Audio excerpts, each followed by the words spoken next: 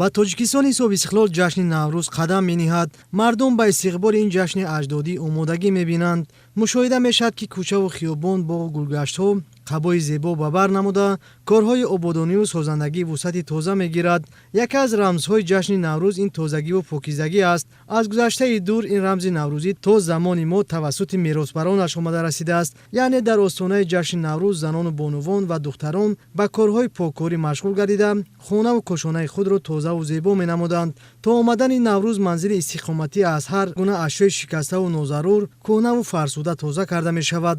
чун Наврӯз хусусияти тозагиву озодагӣ дорад ва ин анъанаро имрӯз ҳам занону модарон анҷом медиҳанд. ба назари донандагон дар фасли баҳор ва арафаи ҷашни Наврӯз мардум тамоми чизҳои хонаашонро берун бароварда, курпаву гилем ва дигар лавозимоти рӯзгорро шуста, афшонда дар берун меовехтанд, то шӯълаи офтоб онҳоро безарар гардонад. барои мардуми тоҷик аз қадим то имрӯз ҷашни Наврӯз ҳамчун рамзи поккорӣ дониста мешавад. он анъанаҳое ки мо дорем аз тозагӣ озодагӣ аними хона оғоз меёбад. баровардани кӯрпаю кӯрпачаҳо ва тунук кардани он то ки офтоб хӯрад. кори занҳо бисёр мешавад дар ҳақиқат ва мардҳо ҳам дар канор нестанд. майдончаҳои назди ҳавлигӣ бошад, киштукор оғоз мешавад, буридани дарахтҳо, ба тартиб даровардани аному шохаҳош мешавад.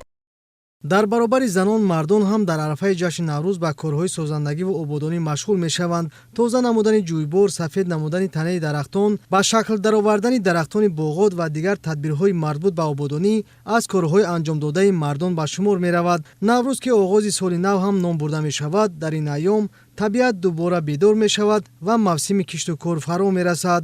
мардум то ҷашни Наврӯз тамоми тадбирҳои ободониву сабзу хӯрамгардониро анҷом медиҳанд. ҳар амале ки бо нияти нек оғоз мегардад, паёмади хуб дорад ва беҳуда нест, ки дар арафаи ҷашни Наврӯз мардум бештар дар корҳои ободонӣ саҳм мегузоранд.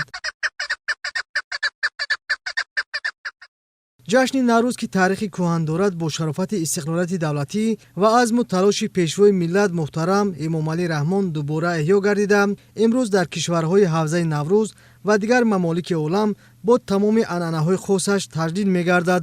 бо шукӯҳ ҷашн гирифтани Наврӯз дар кишвари мо иҷрои расму оинаҳои наврӯзӣ шаҳодат аз он медиҳад, ки Тоҷикистон кишвари Наврӯз аст